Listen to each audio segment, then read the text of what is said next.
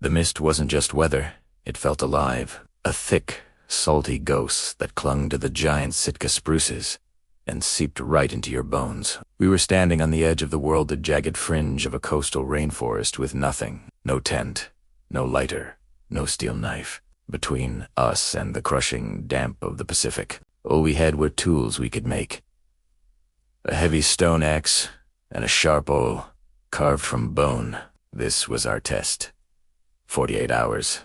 Primitive tools only. The first rule of survival here is that the ground is a sponge. If you sleep on it, the earth will drink your body heat before midnight. So, our first mission, the absolute priority, was to build a shelter. We needed a cedar-bark, lientu. The western red cedar is the tree of life in this ecosystem for a reason. We didn't cut down a living giant. Using our stone axe, we wedged it into the grain and pried with wooden levers, peeling off long, shaggy strips of bark.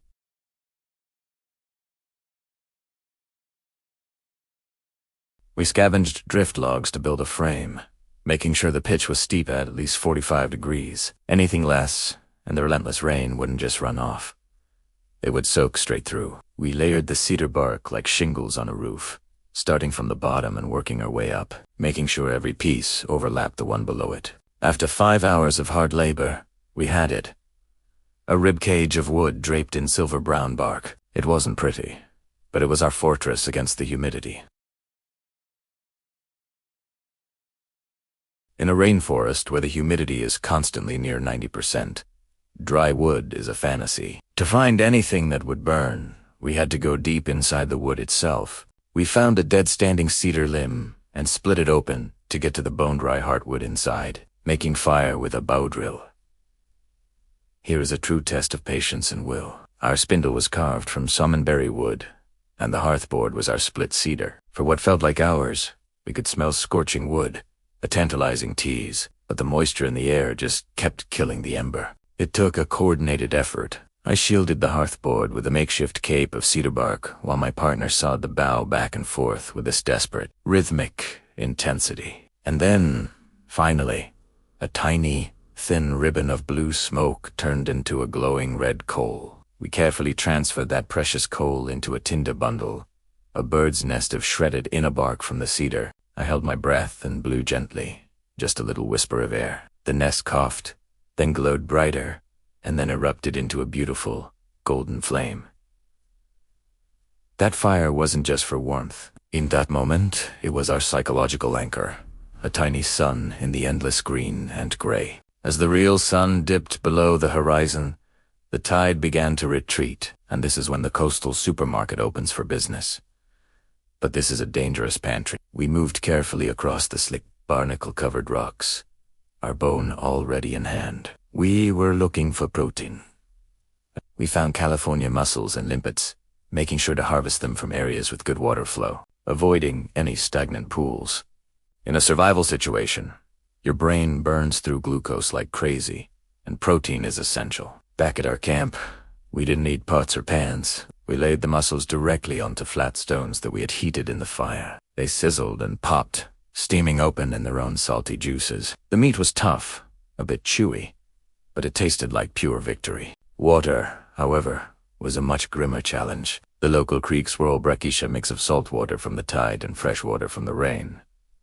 Drinking it straight was not an option. We used a combination of a solar still and a technique called stone boiling. We carved a hollow into a log, filled it with the murky creek water, and then dropped in stones that we had heated in the fire until they were glowing red. The water exploded into a violent boil, killing the nasty pathogens that thrive in this damp, shady environment. It wasn't clear, but it was safe. The second day brought the big fog.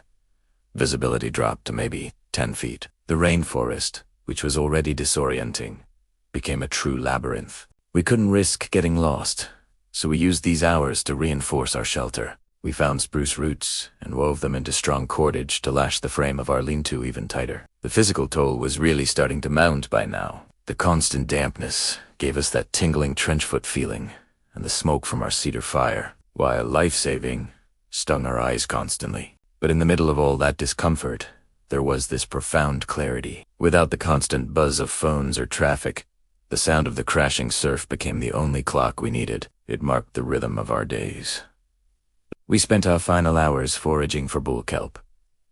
The long, hollow tubes are amazing. You can use them as storage containers, and the bulbs at the end are actually edible when you roast them. As our 48-hour mark approached, we sat there under our cedar shingle roof, watching the rain bounce off the bark that was keeping us dry. Our small fire crackled, a steady, comforting presence. Looking back, we realized we hadn't just survived out here. We had found a rhythm. We had learned to listen to the forest and the tide. We had, for a brief time, integrated. We became a small part of this incredible, wild place. Thanks for coming along on this journey with us. It was one of the toughest, but most rewarding experiences of our lives. If you enjoyed this adventure, make sure to like, subscribe, and hit that notification bell so you don't miss what we do next. See you out there.